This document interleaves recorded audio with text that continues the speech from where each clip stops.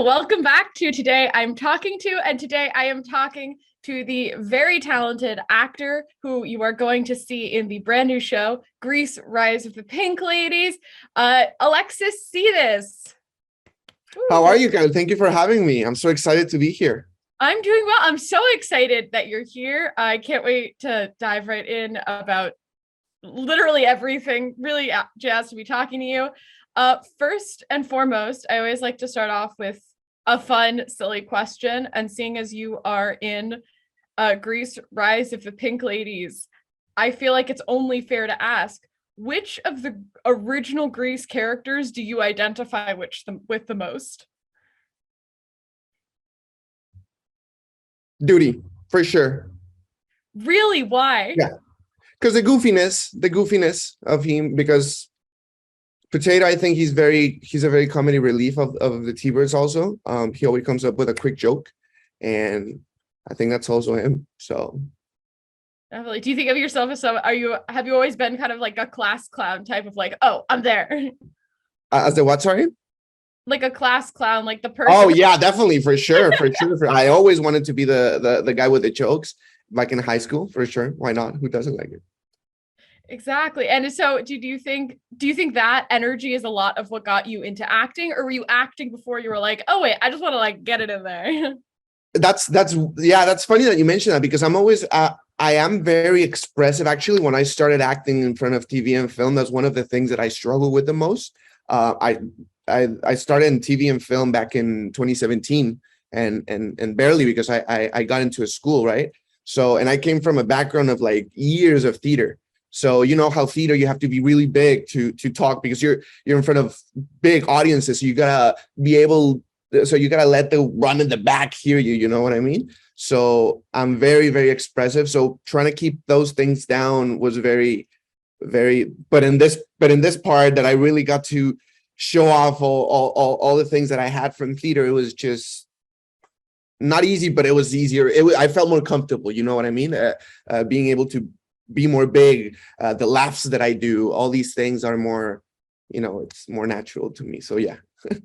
Absolutely. And it's so exciting to see that with you, you're clearly very passionate about theater and like that transition into film. So seeing that your first like really big break of a role is in a show that is like a crossover between film and theater. Like, how was this audition process for you? How was getting involved with like, was there a moment where you're like, I'm gonna get this one?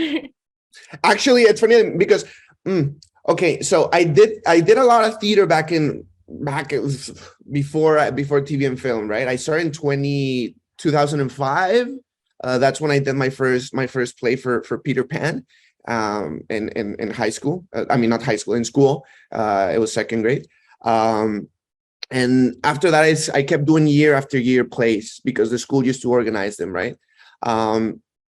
So it was, I didn't really know how to dance or sing because there were no not really good classes of that back in Cabo San Lucas, because back in 2005 was a really small place, and I really did have other dreams as well, like being soccer player.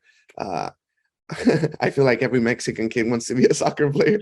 um and I wasn't the exception. I wanted to be a goalkeeper, so I tried to follow that dream for a while.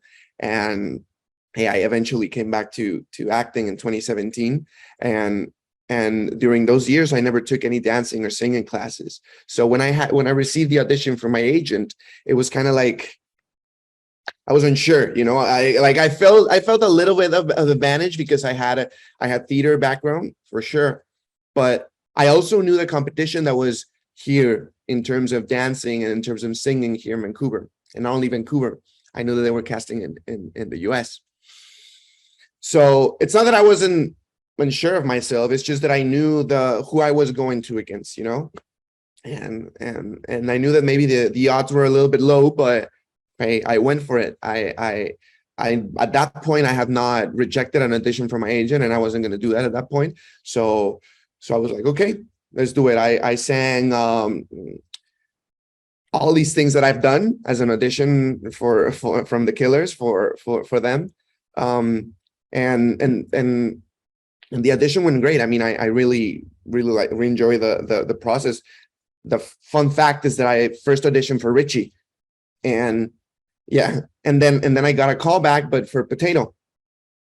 And I was like, when I got the call back, I was like, okay, they like me. Okay, they don't care if I don't know how to sing, if I don't know how to dance. I mean, I'll figure it out in the moment. And and and and yeah, I mean, I got the third call back in on my birthday, December 2nd. Funny enough, it was the network audition with all the producers, all the executive producers, Aliti, Annabelle, everyone. And I didn't get the part until January 7th, and it was exciting. Obviously, it was really exciting. I definitely figured it out in the moment, thanks to Jamal and thanks to all these people behind camera that were just really patient with me. And I mean, I hope I did a good job dancing. Well, clearly it's definitely it's gone very well so far. So I do bet you're underselling, as the show has not yet come out, but it is so interesting, like that feeling of coming from with the acting background, like that initial audition is so terrifying, but as soon as you hit the stage of it's like, oh, a callback, it's like, you know what, great, amazing. So no matter Exactly. if they hate me, or like rather they definitely don't hate me, Hmm. so as long as we're operating there, it's fine. Like, how liberating do you think that was in the difference between like your original audition and the callback, that once you had that, like, okay, I can kind of play more? Yeah, no, definitely, I get what you mean, and that's one of the things that honestly kept me going, because like you mentioned, this is my first professional job, right? Like I did 3 years of auditioning after I graduated, and more than 75 auditions, and this is my first professional gig, and obviously it was crazy, right? And uh I think that what kept me going through those 75 auditions was I didn't get any job, but I did get a lot of callbacks. So I think getting callbacks is already a step forward, right? You're already being seen by a lot of casting directors, not only from Canada, in my case, but from the US, sometimes from even Mexico, which is where I'm from. So that really kept me going, because I knew that I was getting exposure, and I knew that I was there. I was already in it. Like, I was already like 2 years in it. I was like, what am I going to do? Give up now that already all these people know me and no. And so I just kept going, and if it would have taken me 6 years, I would have gladly done it. Callbacks is definitely what kept me going, for sure. So there was definitely a more relaxed environment when I was doing the second edition as Potato, because I knew that if I got the callback as Potato, it's because they really see me as that character, right? So I was like, okay, let's try and do our best. Absolutely. And I think it's really interesting as well, just having these like footholds that kind of keep you going through. You going back a little bit, you said that you were like, oh, I either want to be an actor or a soccer player. But what's so funny to me is there are so many actors I talk to who are like, but you know what? Like, I was really serious about this sport also. So first of all, I have a lot of questions about it, but first of all, when did you start like sports and theater? Like, what's the timeline And like? at the same time, it was at the same. I mean, not that I started training at the same time soccer, but it was at school. You start playing. How do you call it? In recess? Yeah, right. Recess. At break time, you start lunchtime. You start playing with other kids soccer games or something like that. And I was really into it. I really liked it, and I really like to be a goalkeeper, because I had a lot of voice, in the field, and as a goalkeeper, you got to know how to arrange sometimes your defense and sometimes your players, because you're the one who has the view of the complete field. So that I started really liking that, and because I was in Cabo San Lucas and there wasn't a lot of the acting scene, the whole film theater scene wasn't that alive back in the day, back in 2005, 2006, 7. I decided to go for soccer, because there was this team, Cruz Azul, from Mexico, that brought an affiliate team to Cabo San Lucas. And I was like, okay, let's try it out. And yeah, there was one day when they were doing, like, we call it Saint Mondays, when they do like physical exercise, like running around, and it was Cabo San Lucas, so you get 35-degree sun, Celsius, obviously. They do Celsius. You do Celsius or Fahrenheit? You do Fahrenheit. So I was like, wow, it's a lot. That's a lot colder than I thought it would be. Yeah, no, it's 35 Celsius because we do Celsius. I don't know the Fahrenheit. Otherwise, I would tell you. Gosh, But yeah, I after don't know that it train, either, quite frankly. we used to do St. Mondays at the beach. So imagine it was just running and running and running and running. And I was like, yeah, no, this is not for me, man. Like this is crazy. So that's when Henry, who's the one that started me into acting back in second grade, called me back, and he was like, one of my actors dropped down from the play that I'm doing, and he was Peter Pan. So he invited me to do Peter Pan, like full circle right there, right? Because the first play that I did was Peter Pan as one of the Lost Boys back in second grade. So yeah, it was really exciting. That's when I got back into it. And unfortunately, I dropped it off again because I went to Guadalajara and just to finish high school. And it wasn't until 2017 when I decided to completely fully venture into acting by coming to Vancouver.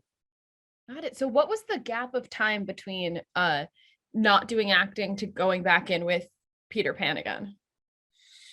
It was like 2 years. Gotcha. And so in those 2 years, it was like, oh, I'm probably gonna, like at the time, it was the idea that it's like, oh, I'm getting pretty serious about soccer. Yeah, like in those 2 years, I wanted to get pretty serious into soccer, but definitely the trainings is what was killing me. Like I have a lot of respect for soccer players because they have to do that, and not only soccer players, like every athlete in general, like they have to endure a lot of training and I mean, not only like, actors can do it for a role for 6 months to prepare for it. You know what I mean? Like these guys do it for life. So that's something that I have to give to them. And I don't think my body would have endured so much sport, so much exercise, so much so much hit. I don't know. Yeah. So Absolutely. And I think that it's interesting that you say that, because I think with a lot of actors and different creatives, there is so much kind of, not even so much athleticism and tenacity that goes into being like, okay, I'm going to go in, I'm going to give it my best. I'm going to make sure everything I can control can be controlled, while also never saying no and not getting rejected. But with that, there is a certain kind of creative spirit where people are like, okay, well, part of the craft is like, I have this project and I will give everything to this project, and then this project finishes, and then we move on to the next one. So it's interesting that something that very much kind of turned you off from sports was like oh, it's just this forever. Do you see that playing a part in like the life you have now? Is that part of it? Am I putting words in your mouth? No. Explain further, please. Explain further. I feel like something you mentioned was how something that kind of turned you off from soccer was that it's like training. Yeah. It was just like this training all the time for, like you're saying, it's like it's for life. Like you don't know if you could put up with that. And I think a lot of creatives, while they have the tenacity to be able to like dedicate themselves to the craft and to working very hard, do enjoy that idea that it's like, okay, I get to work on this project, but I do see the end date for this project, and then I'll be excited to work on the next one and to move on and to change it up. Definitely. I just didn't enjoy the whole exercise thing. I think that's one of the things that I do gym right now, you know what I mean? But it's just like, I'm telling you, like it was going to the beach and just running up and down. Like obviously there's people who really love it, and unfortunately I wasn't one of them. That's why I really like soccer, but if I didn't really enjoy doing all the physical exercise and all those things, why commit to something that I don't, that I know that I'm not gonna end up liking or enjoying in the process, right? So yeah, there has to be struggle. Like I'm not saying that I enjoy the whole 3 years and 75 auditions, like it was hard also, and I think it was a different kind of physical exercise, because it was 3 years and it was a long time. So just keep doing it and yeah, I mean, it's crazy. Absolutely. And before we move off of this soccer talk, it seems like I have to ask, as an actor today, do you watch Ted Lasso? No, it's funny. No, I don't really watch. Like I did watch Captain Tsubasa. I watch Rui Cursi, which is a Mexican film about soccer. Also, I just don't know why I haven't gotten into Lasso. Like, I don't know if you know Captain Tsubasa. I cannot say I do. It's an anime. It's an anime about soccer. It's one of those memes that they take like 30 minutes to kick the ball. I don't know if you've seen it. Like there's Oh, a I guy know you're running talking. for 30 minutes before they. Well, that's Captain Tsubasa. That's one of the shows that I really enjoy. But I don't know. I have to check out Ted Lasso for sure. Like, are you a big anime person? No, I'm not. Funny enough, because I think that one, and because when I was a kid, I didn't have like cable or anything. It was just three channels on my TV, right? And so I had to really adapt with what I had. And damn, I know the name is in Spanish. It's about the. I didn't like Dragon Ball. I tried it because that's one of the shows that but I did like the Zodiac. What's it called? The thing is that I know it in Spanish. I don't know it in English. Caballeros del Zodiaco. I definitely know it in Spanish, and I really liked Inuyasha. I'm sure you know that one, Inuyasha. I am not a huge anime person, but so many people I talk to are like, anime is everything. I'm like, cool.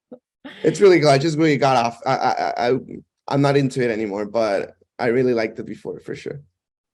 Got it. Great. Well, so speaking about growing up, you have mentioned a few times you grew up in Mexico. That's where you started acting. What was your life like there? How did you grow your family life? Like, what do you think is the thing that may have like gotten you into what from growing up in your family do you think got you into this idea of like acting and being like, you know what, this might be what I can do?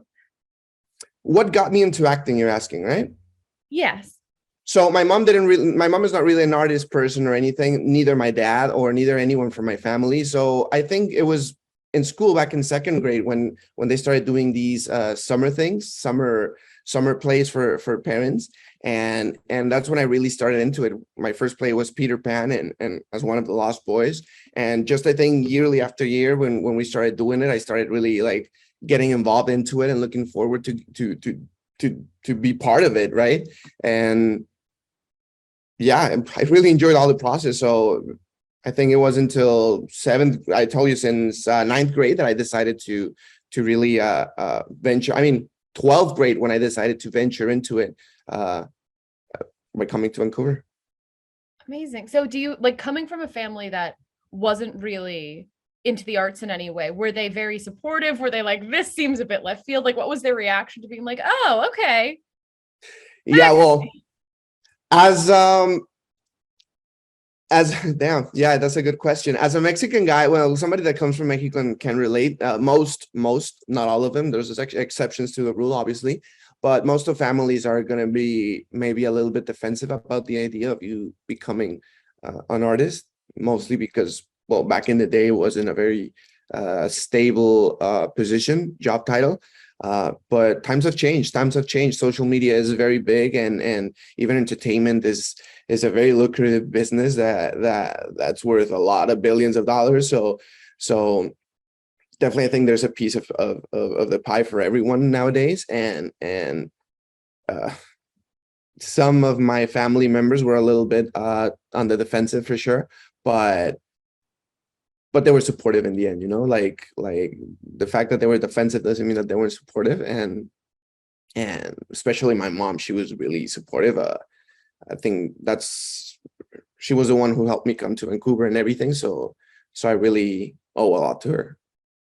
Absolutely. And so what do you think coming from, and it makes, so I think a lot of people who go into the arts have experienced this where it's like, oh, you know what, I'm going to do something that's little bit outside the fold. And it doesn't come from an idea of not supporting you. It really comes from almost a place of being worried for you where it's like, but I want you to be okay. And I can't guarantee that this will work out.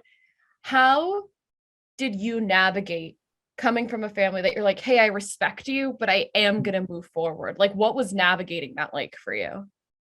It was hard. Definitely. It was hard because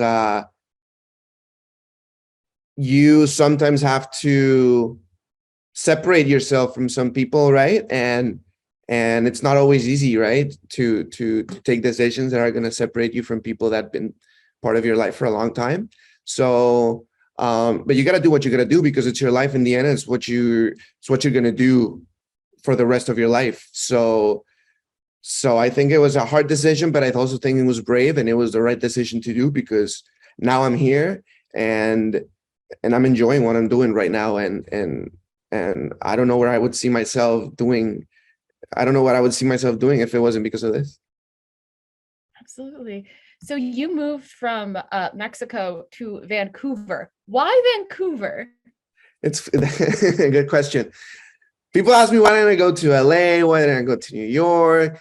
I just think that in it's just going to the big leagues, you know. As I told you, I come from Cabo San Lucas doing. I mean, I'm not saying that I'm not underestimating Cabo San Lucas. There's a lot of big talent in Cabo San Lucas and in Mexico in general, but there's not a lot, or unfortunately, there's not a lot of opportunities in Cabo San Lucas or again in Mexico in general for artists to grow, right?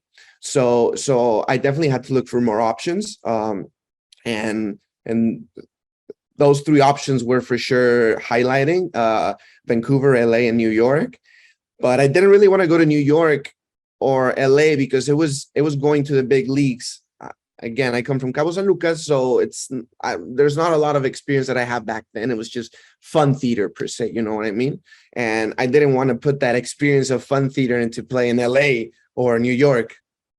So I was like, okay, maybe if I make myself a name first in Vancouver, that is not as big per se, because it's actually pretty big, but the industry, you know, is not as big as the one in LA or New York. If I can make a name for myself in Vancouver, then maybe I can slowly transition to hopefully LA or hopefully New York or another state, or maybe just stay in Vancouver. Who knows? But hey, now that I'm here and that I'm fortunately making a name for myself, it's just a matter of waiting. I waited already for 3 years, so hey, I can wait more. That's amazing. So yeah, you really are. You're very successfully making a name for yourself. So great plan. You're doing it. Congrats. Um, do you Thank think you. the plan is still in some capacity to try to get to an LA or a New York? Or are you like, actually, you kind of hinted at this, but like Vancouver might be it actually.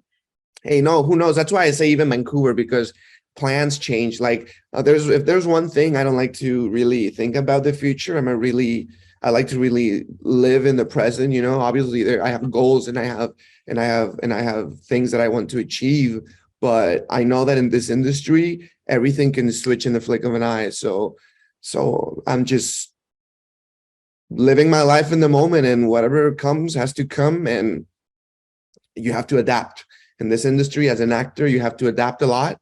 So so hey, if I have to move to LA in a point, I'll move to LA. I have to move to New York to a point, I'll move to New York, but there's no plans of that right now. I'm really happy in Vancouver. It's a beautiful place, and yeah, I hope to stay here. I hope to stay here for many more years. Amazing. So what would you say is something that really surprised you coming to Canada from Cabo San Lucas? Am I saying that right? Yeah, Carlos and Lucas. Amazing. So what do you think was the biggest like shock or culture shock coming to Canada, or the thing that you're like, wow, this is amazing. It's so different.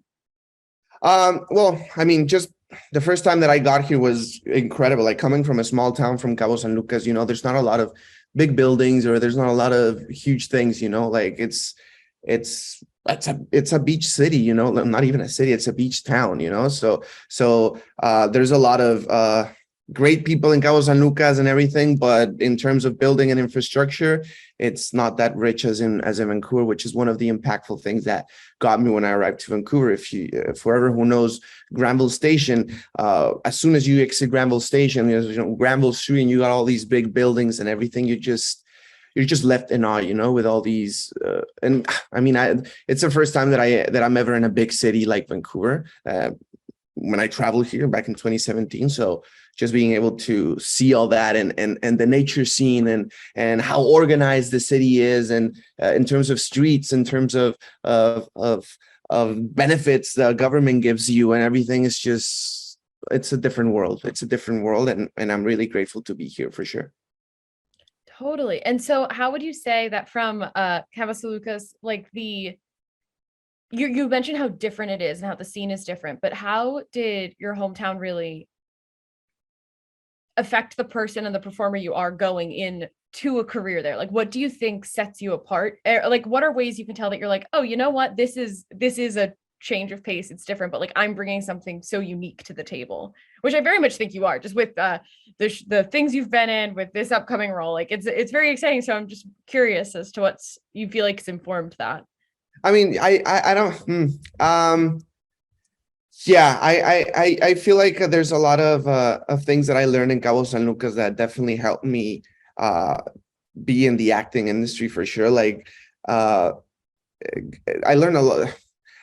I learned to keep my feet on the ground when I was in Cabo San Lucas, mostly because of the zone that I lived in. There wasn't, I mean, Cabo San Lucas in general, there's not a lot of opportunities for you as an artist, which is why which is why when I was in front of the opportunity to travel to Vancouver to further sharpen those skills, I did not hesitate into taking that opportunity. I think I learned a lot of patience and humility and appreciation and being appreciative of the opportunities that you get and that not a lot of people unfortunately get nowadays, right? So yeah. Definitely. And I think it's such a what you're saying about like keeping your feet on the ground and really accepting opportunities. It's a testament to your tenacity of being like, I'm auditioning for all of these things. I'm staying in it. I'm not quitting. I'm gonna go for it. And now it's really paying off with this Grease Rise of a Pink Lady, Exactly. which is very exciting. So how far, it's been 3 years since you were in school for acting specifically. How what? Sorry. So you went to school specifically for acting. Yes, it was acting for TV and film. That transition was scary for sure. Coming from theater, it was just being big all the time, right? Being big, and just transitioning into being smaller is just very hard. But thanks to the help of all the teachers in New Image College with John Emmett Tracy, Philip Granger, Peter Hanlon, all these wonderful people that helped me stay a little bit more grounded and smaller for me to be in front of cameras for sure. Totally. And do you feel like when you like on the timeline in which you've landed this role is pretty impressively short for a lot of the stories you hear about people in the industry and how long it's taken them to really like hit something big? How much of that do you credit to the school, and how much of a shock was, how well do you think you were prepared for that difference of like, okay, this is school and they keep telling me it's going to be hard, and then it's like, oh, here's the real world? Just experiencing it, like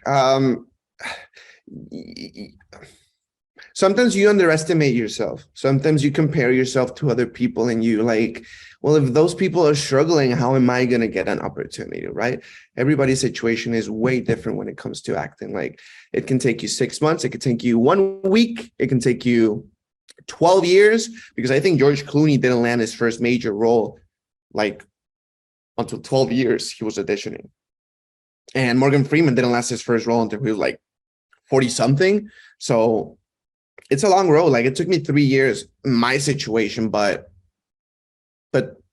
like I said, there's people that's going to take them 6 months. There's people that's going to take them 10 years. It's all about tenacity and the passion that you have for it. Like you really have to love what you're doing in order to succeed, right? So I think that applies a lot to acting, because you really have to love it in order for you to keep auditioning, even though that day you're not feeling that well and you're like, yeah, I'm not gonna get this audition, but not because of the fact that you're thinking you're gonna get that audition doesn't mean that you're not gonna do it. Like you still have to do it. You still have to give your best, and doesn't matter how you feel that day. You gotta keep going until you get something. Absolutely. And do you think that luckily you've landed this part in this show, it's excellent.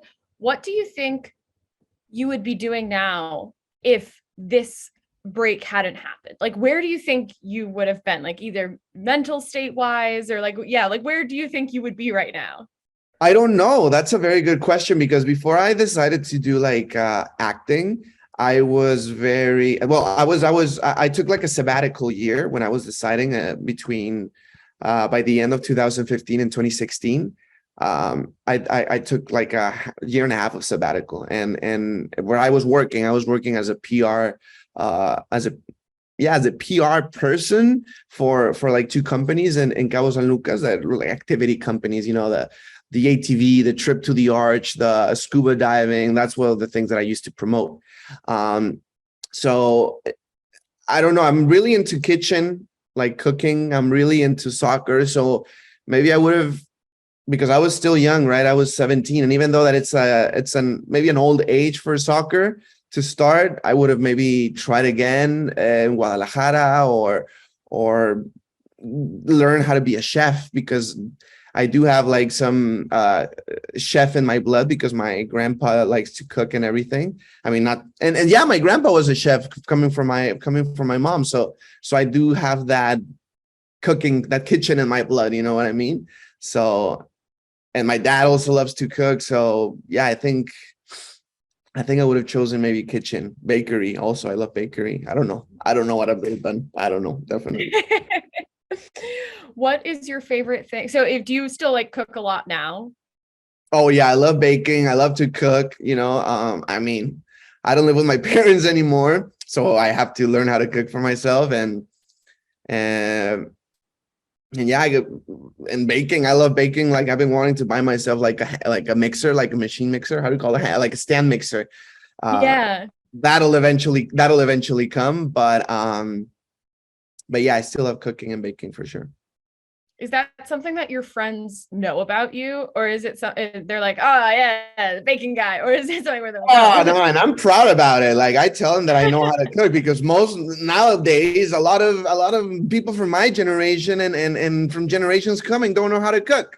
So it's like, everything is Uber Eats, and everything is no, like you'd be saving so much money if you just learn how to cook. I mean, yeah, it saves you time, but that's what you prepare on Sundays for the whole week. You know what I mean? But I mean, and I just love cooking, because if I want to try something, I don't have to settle with a restaurant version that sometimes is not what you like. Sometimes I want to make a carbonara, and I want to make an authentic carbonara, which that's hard to find, because it's yolks, and it's an expensive dish, so well, it becomes an expensive dish when you buy it in the restaurant. So that's why a lot of people from restaurants don't use yolks, they just use cream, or I mean sour cream or something like that. So if I want to do it, I just do it myself, and I know how to cook. So that's good.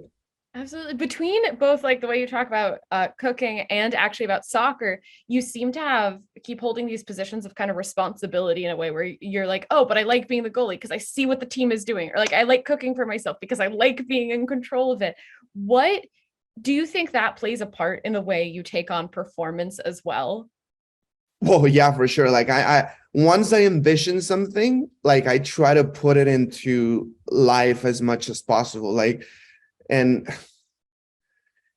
because I because in soccer, for example, I played FIFA a lot, right? Which is the video game, and like for me, that taught me a lot of and how to say in English, squat alignments and plays, and when to have your defense go and attack, or all those kind of things. So I knew about that, right? And I definitely don't tackle it. I mean, I don't tackle it like the same in my performances, because I'm still like, I know that I still have a lot to learn. I feel like I was way more confident in soccer than, how can I put this? Then, not that I'm not good in acting, you know what I mean? But I still have a lot to learn as an actor, and I feel like I have to keep myself humble with the things that I have to learn, and always be open, because when I was a soccer player, I wouldn't listen a lot. It would just be my way and my way and my way. And with this acting thing, you got to keep, you got to be open for more opinions. You got to be receptive to your fellow actors, scene partner opinion about your deliveries or something like that. I'm just learning to be more open about taking opinions and everything, for sure. Gotcha. So really it's more of a the other areas like in soccer and stuff, it's more of a like, oh, I like seeing everything and being able to control it. Whereas in acting, it's more of a, oh, I really want to be more open to input from others. So it's less of a carryover and more of a separation from like the. Exactly. That's what it is. That's because I mean, in school, you just play for playing, you know what I mean? Like, and that's when I used to be like a very tough like goalkeeper. When I joined the soccer team, there was already a goalkeeper in the team. So I wasn't really playing for that position, and I really didn't have the voice to actually say what I wanted. So it was more of me in a position of trying to learn, even though I wouldn't even listen a lot as a professional player. And yeah, like here I'm trying to learn a lot from professional people in the industry that have been doing this for a long time. So why not listen to them, you know? Absolutely. And so how have you felt that this has carried over into your role on Grease, Rise of the Pink Ladies, like that environment of like listening to each other? Has there been any like great advice you've gotten from fellow castmates or from people who you're working with on this show? Just live in the moment and not preparing too much, you know, to make it look so too robotic, you know, because there's a lot of times that you prepare too much for a scene. For me, that it makes it look very robotic when it's supposed to be like really fun. And I can apply that to the T-Birds, because the T-Birds are we work together as a team when it comes to our scenes, you know, because we're the group of four. We're the bad guys per se in the show, you know. We're the misfits, you know, and we have to work together as a team to portray a kind of image of the T-Birds, you know, the funny guys, the you know, the cool guys, you know, all those kind of things, and just being able to talk to them a little bit about what we're going to do in the scenes helps a lot with the directions. But I think knowing where you're going to go is more important in those scenes than what you're doing during the travel of where you're going to go, you know, as in how you're going to act as a team, or things you're going to do to make the camera capture better, right? Absolutely. So it really all just comes back to that listening and that teamwork of like coming together and being like, we have to do this together. And that's what's going to make it work, rather than trying to be like, no, we got to plan and control all of it. Yeah, exactly. Because sometimes if you plan it and control it too much, it looks robotic to the camera. But sometimes if you let it just free, 100% free, it looks, you don't take advantage of those camera moments that you can get, right? And as a TVers, you got to find that middle, because we're very like all over the place, but we got to know where the camera is. So we're all over the place, but in front of the camera, you know? Totally. And so do you feel this like kind of deviate, just the way we've kind of talked about and described it, like the kind of deviation from your normal mindset of like, oh, I'd kind of like to see and know whatever everything's happening, that element in acting where it's like, you know what, let's listen to let's be open and listen to everyone and not really plan it. Do you find that separation from your like main mindset? Is it like, is it exciting? Is it scary? Like what draws you to push yourself in that direction that's kind of left of who you are naturally? Getting out of the comfort zone, like that's one thing I'm always up like, and that's one of the things that I liked about this show, that it's you gotta put yourself in the shoes of somebody from the 50s, right? And that's already something hard. So that's those are type of roles that I'm always in the look for, you know, things that get me out of the shoebox, get me out of the comfort zone. Like, doesn't matter how tough it is, you know, or anything. It's just living that experience and making people feel the emotions that those people used to experience, and maybe transport them, help them transport them to what it was, or what that person is going through, you know? Absolutely. And speaking of getting out of your comfort zone even more, English is your second language. How many languages do you speak? I speak two only. I speak Spanish as my main one, and I learned how to speak English when I was like 3-4 years old, I think. Gotcha. And you say only two. I speak only one, and and that's not for lack of trying.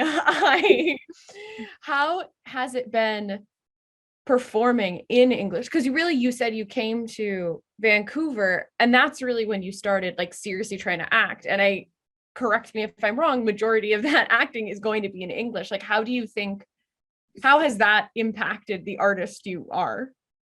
A lot, because you have to be more receptive to a lot of things that you don't understand, right? There's a lot of slangs, a lot of words, a lot of uh, hidden meanings in the script, hidden things that you don't catch at first glimpse when you're a native Spanish actor, right? Uh, I don't know. I feel I've always wanted to work like I've never had the chance to work in a Spanish project besides from the theater plays that I used to do. But as like in front of TV and film, getting to work something in Spanish, I haven't really had the opportunity. So it would be really interesting, but I've learned a lot. Like it's been a lot of years of just doing this in English, and I definitely feel like my English has gotten way better, and I've been able to maybe express myself a little bit better and yeah, be more receptive to a lot of things from the script. Absolutely. Yeah, your English is amazing. I was just curious because Thank I you. think it's so fascinating to talk to artists who do come who because a lot of singers also just because there's like there's so much music industry around here. So much of the music industry is around here. They most of their songs are in English. And I always find it Yeah. so fascinating. And some have said that they hear different songs that they're writing or creating in different languages depending on the song. And I find that so fascinating. Like, do you find stuff like that happening with your acting or not really because the pieces you've been working on are mostly in English? No, just the fact of having that Latino representation in the show means a lot to me, you know, like uh I I mean, just being able to talk the way I talk to in front of the camera is already a step for me, you know, as a Latino, because before you had to have like a very perfect American accent in order to get something, you know what I mean? As a Latino, you gotta look Latino, but you gotta have that American accent, you know what I mean? And it's like, and this show really gave me that possibility. I mean, really gave me that opportunity to just be myself and speak the way I speak, and don't worry about my accent, and don't worry about this, about that. You know what I mean? Is just be you as who you are as a Mexican guy living in Canada, or in this case in Rydell High back in 1954. So yeah, I'm just really grateful for the opportunity, and I think those are things that are gonna show up more and more. We got a Diego Calva in Babylon, right, doing his own thing. He's a Mexican, and look at his accent. Like, it's not the perfect English accent that you hear, but it's a very broken English. But he's amazing in the part, you know, and the producers and nobody doubt 1 second on getting him because of how good he is, and the amazing representation that we're getting nowadays. Look at Bad Bunny; like, he's not even trying to make a lyrics in English, and his lyrics are all Spanish. And look at the records he's breaking on Spotify and all these things. Like, Latino culture is coming in full force, and I'm excited to see it and to be a part of it. Yeah, that's amazing. And congratulations, because you definitely are. This show is going to be it's a very exciting thing.